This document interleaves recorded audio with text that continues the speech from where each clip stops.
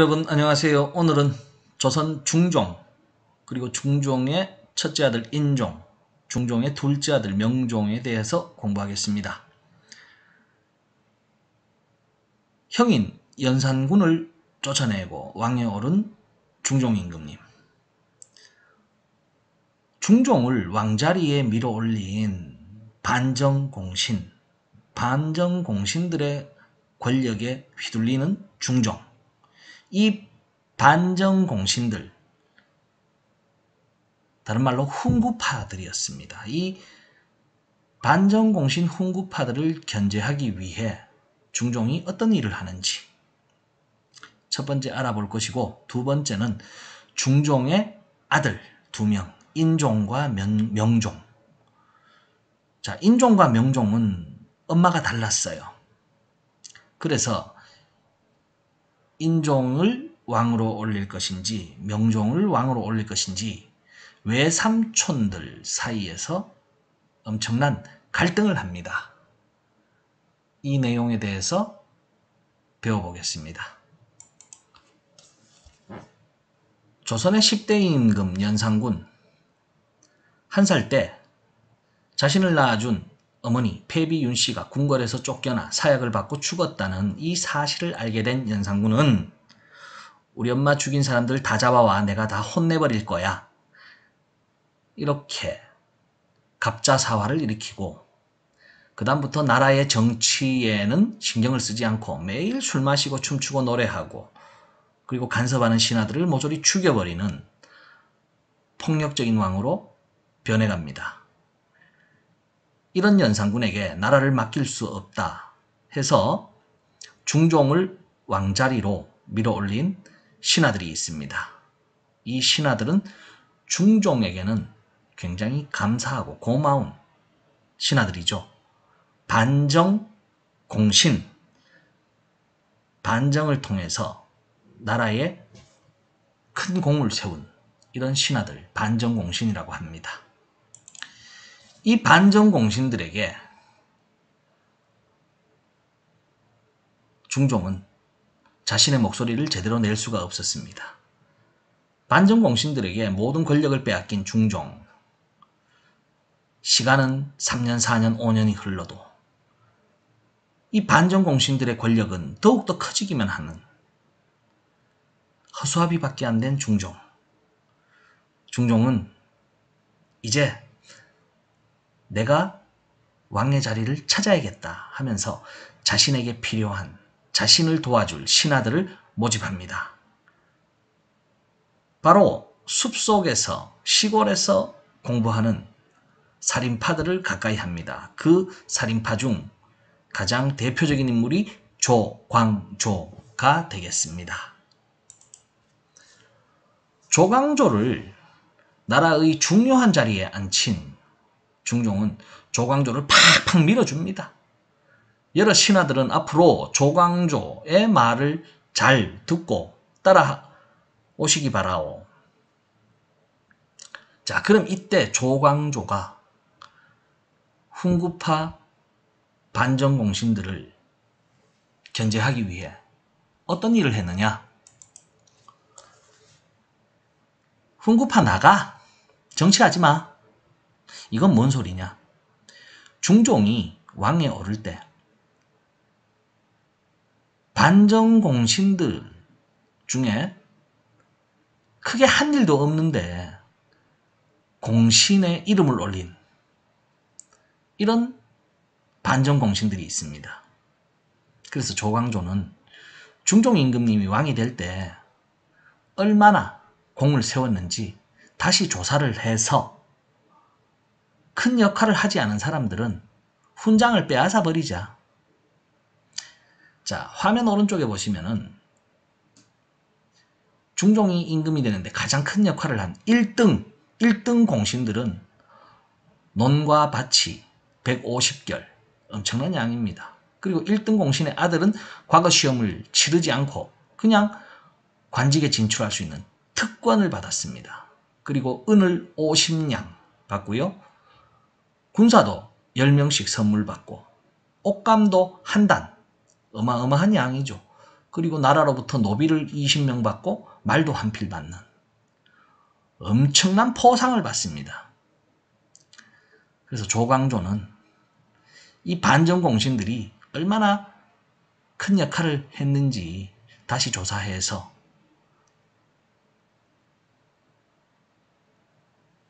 반정공신들의 업적을 잘 살펴서 다시 나라의 기강, 나라의 엄격한 제도를 만들자. 이런 의미에서 위훈삭제, 위훈, 훈장받았는 것을 거짓으로 받았는 것들을 삭제하자. 거짓 훈장을 빼앗아 버리자. 이것이 바로 위훈삭제입니다. 자, 조광조가 실시한 두 번째 개혁이 뭐냐? 혈량과를 실시하자. 이겁니다. 조선의 관리가 되려면 과거 시험을 쳐야 되는데 조광조가 중종의 명령을 받고 나라를 개혁하려고 하니, 즉 훈구파를 견제하려고 하니 조광조를 따르는 신하가 없는 거야. 그래서 조광조는 자신의 세력을 만들기 위해서 자, 특별히 과거 시험을 치지 않더라도 능력이 있는 사람들은 관리가 될 수 있게끔 혈량과라는 제도를 실시하자 그럽니다. 관리를 특별 임용하는, 특별 채용하는 제도가 혈량과가 되겠습니다. 자, 이렇게 되니까 훈구파의 반정공신들은 조광조 얘 이상한 거 아니야? 조선의 관리는 당연히 과거 시험 쳐야 되는데 아니 누구는 과거 시험 치셔서 공무원이 되고 누구는 특별 채용으로 공무원이 되고 이거 불공평하잖아. 그래서 조광조를 싫어하게 됩니다. 이런 훈구파 반정공신들이 이제 조광조를 몰아내기 위해서 아주 기묘한 일을 벌입니다. 궁궐의 나뭇가지에 아무도 몰래 꿀을 발라요. 이 꿀을 바르는데 주, 초, 위, 왕이라는 글자의 모양으로 꿀을 바릅니다. 꿀을 바르니까 어때?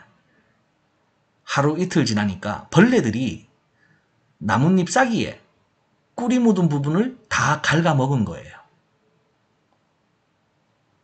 그래서 이 주초위왕이라는 글씨가 쌓인 나뭇잎을 임금님이 보게 되었죠. 그래서 임금님은 뭐야? 주초위왕이라고? 주초는 바로 조광조의 조를 뜻하는 것입니다. 이게 뭐냐 이게. 여러분들 성리학이라는 거 선생님이 조선 건국 수업할 때 성리학이 뭔지 설명을 드렸을 거예요. 성리학, 자연의 이치를 배우는 것이 성리학이에요. 자연의 이치, 즉 벌레가 글씨를 썼어요. 지금 여러분들은 사람인데도 주초위왕 글씨 쓰라 그러면은 쓰지도 못하는데 이 벌레들이 주초위왕이란 어려운 한자 글씨를 썼어요. 벌레가 뭐야? 바로 자연이야. 자연은 뭐야? 즉 하늘의 뜻이 누가 왕이 된다고? 조광조가 왕이 된다고. 주초위왕. 성리학을 믿던 조선의 임금님, 성리학을 믿던 조선의 신하들은 조광조가 왕이 된다고? 이게 하늘의 뜻이라고? 자, 이렇게 생각할 수밖에 없는 거고, 그래서 중종 임금님은 조광조를 죽여버립니다. 이것이 바로 기묘사화가 되겠습니다. 벌레가 글씨를 썼는 아주 기묘한 일이 일어났기 때문에 기묘사화, 주초위왕 조광조. 다음은 이제 을사사화에 대해서 배울 겁니다. 을사사화. 자, 화면 왼쪽에 중종 11대 왕입니다. 중종 임금님한테는 왕비가 3명이 있었어요. 중종 임금님이 왕에 오르기 전 결혼했던 단경황후, 왕에 오르고 단경황후는 같이 궁궐에 들어가지를 못했습니다. 궁궐에 들어가서 새로운 왕비 장경황후를 맞이해서 이 사이에 인종 임금님을 낳습니다. 그런데 이 장경황후가 인종을 낳고 산후관리, 산후조리를 잘못해서 돌아가십니다.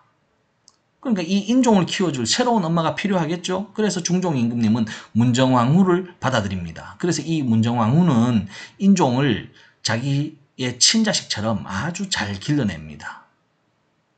그러던 어느 날 이 문정왕후가 아이를 가지게 되는데 이 아이가 바로 조선의 13대 명종 임금님이 됩니다.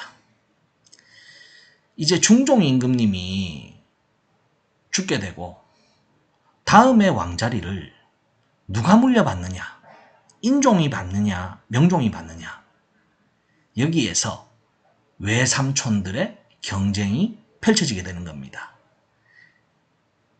인종의 외삼촌은 이름이 윤임이었어요. 명종의 외삼촌은 윤원형이었습니다. 같은 윤씨예요. 그런데 중종이 죽고 다음에 왕에 오르는 인종의 외삼촌 윤임, 먼저 왕에 올랐다 해서 대윤, 대윤이라고 하고, 그래서 이 인종 임금님이 왕에 오를 때 외삼촌 윤임이 경쟁자였던 명종의 외삼촌 윤원형을 따르는 살인파들을 굉장히 업신여기고, 그리고 심지어 감옥에 보내버리는 이런 일을 벌입니다. 그런데 이 인종 임금님이 왕에 오른 지 1년 만에 돌아가셔. 그래서 조선의 왕은 누가 되느냐? 명종 임금님이 됩니다. 이 명종 임금님이 왕에 오르니 이제 명종 임금님의 외삼촌 윤원형이 인종의 외삼촌 윤임에게 복수를 하는 겁니다. 그래, 대윤을 따르는 살인파들, 예전에 우리 소윤을 따르는 살인파들에게 많이 억압하고 탄압하고 죽이고 감옥 보내고 했지. 이제 복수한다. 그래서 명종의 외삼촌 윤원형이 인종의 외삼촌과 윤임을 따르는 살인파들을 우르르 죽여버리는 사화가 일어납니다. 그것이 을사년에 일어난 사화라고 해서 을사사화, 대윤과 소윤의 싸움, 즉 인종과 명종의 외삼촌, 대윤, 소윤, 외삼촌들의 싸움이었습니다. 이것이 을사사화가 되겠습니다. 자, 이제 연산군부터 중종, 인종, 명종까지 일어난 4번의 사화 정리하겠습니다. 고려말 신진4대부들이 급진개혁파와 온건개혁파로 나뉘고, 온건개혁파는 숲속에 들어가서 글 읽는 시골 촌뜨기 선비가 됩니다. 급진개혁파는 조선을 건국한 권력을 차지하고 나라로부터 훈장을 차지한 훈구파였습니다. 이 훈구파들의 세력이 커지니까 드디어 성종 임금님 때 훈구파를 견제하기 위해 시골 촌뜨기 선비, 살인파를 관직에 진출시킵니다. 자, 살인파의 견제를 받는 훈구파, 살인파들을 모함하고 억압하고 탄압하고 심지어 죽여버리는 4번의 사화가 일어납니다. 사화, 살인파들이 떼죽음을 당하는 일이 일어납니다. 4번의 사화, 기억하는 방법, 화면 오른쪽입니다. 초록색 테두리, 무갑기을. 일어난 순서, 첫 글자 무갑기을. 이거 먼저 기억해 두십시오. 무갑기을.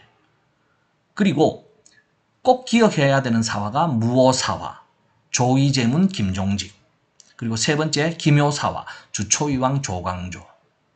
이 2번의 사화는 여러분들 초등, 중학, 고등, 대학, 심지어 취직시험까지 꼭꼭 따라다니는 사화가 되겠습니다. 무갑기을, 무오사화, 조의제문 김종직, 김효사화, 주초이왕 조광조. 자, 이 4번의 사화를 당한 살인파들, 이제 서울에 가서, 한양에 가서 정치하고 싶겠어요? 노. 이제 정치 안 해. 그럼 어떻게 할까요? 바로 시골로 돌아가서 이제 서원을 만들어서 제자를 가르칩니다. 서원, 조선시대의 교육기관입니다. 사립학교예요. 오늘날 중고등학교와 같은 조선시대 사립학교, 개인이 만든 학교가 서원입니다. 그리고 시골 마을 사람들에게 성리학을 가르쳐서, 즉 향약을 만들어 농촌 사람들을 조금 교양 있게 살자 하면서 농촌 사람들을 교화시켜 나갑니다. 향약이란 것은 바로 시골 사람들, 착한 일은 서로서로 추천하고 권한다. 잘못된 것은 서로 하지마 다 이러고 말린다. 그리고 서로 예절을 지키면서 살자. 어려운 일이 생기면 서로서로 돕고 살아나가자. 이렇게 하면서 농촌 마을은 사람들 사이에서 아주 교양 있게 매너 좋게 이렇게 고향을 일구고 살아가게 됩니다. 바로 이것이 향약이 되겠습니다. 향약은 어디에서 만들었다고요? 서원에서 만들게 됩니다. 화면 왼쪽에 우리나라 최초의 사액서원, 소수서원이 있습니다. 우리나라 최초의 서원이고, 사액이란 것은 임금님이 서원에 이름을 지어주고 서원에 일하는 노비와 곡식을 보내줬다. 이것이 바로 사액이라고 합니다. 영주라는 곳에 있습니다. 자, 우리나라의 대표적인 서원, 그리고 우리나라의 성리학을 체계적으로 연구한 태계이황, 1000원짜리에 나오시죠? 태계이황에 대한 이야기 하겠습니다.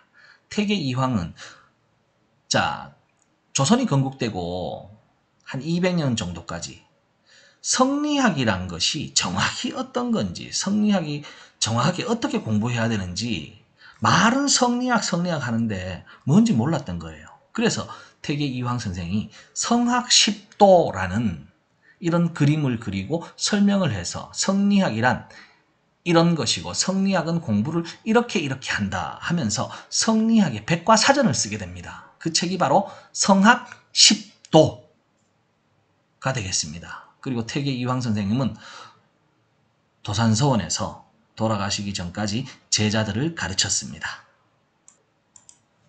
자, 태계이황보다가 한 20살 정도 어린 후배가 한 명 있었습니다. 바로 5,000원짜리에 나오는 율곡이이.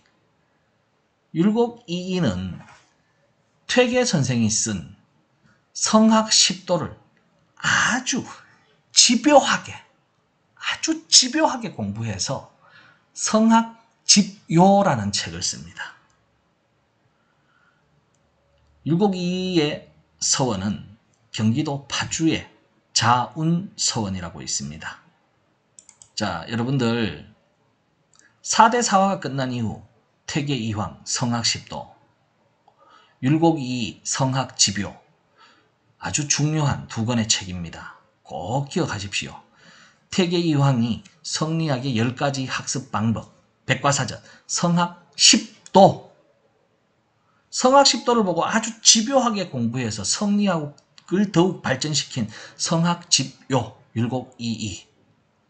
자, 1000원짜리와 5000원짜리의 주인공이에요. 1000원짜리가 먼저 만들어졌을까? 5000원짜리가 먼저 만들어졌을까?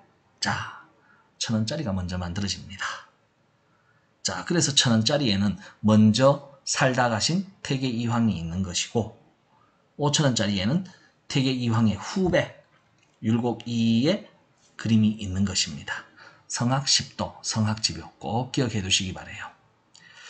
자, 고려 말 신진사대부들이 배운 이 성학, 성리학. 훈구파들은 조선을 건국하고 정치 권력을 장악하고, 살인파들은 시골에서 제자를 양성하고 글공부를 했습니다. 성종 때 김종직이 처음으로 정치에 진출을 하고, 김종직의 제자들이 정치에 진출하게 되면서 4대 사화를 겪게 됩니다. 무갑기을, 무오사화, 조의제문, 김종직, 김효사화, 주초위왕, 조광조. 4대 사화 이후 이제 한양에 있으면 정치하다가 전부 죽음을 당하게 되니까 시골에 내려와서 서원을 만들어 제자를 가르치고 향약을 만들어 시골 사람들을 교양 있게 살 수 있게 만들어 갑니다. 성학십도, 성학집요. 오늘 수업 여기서 마치겠습니다.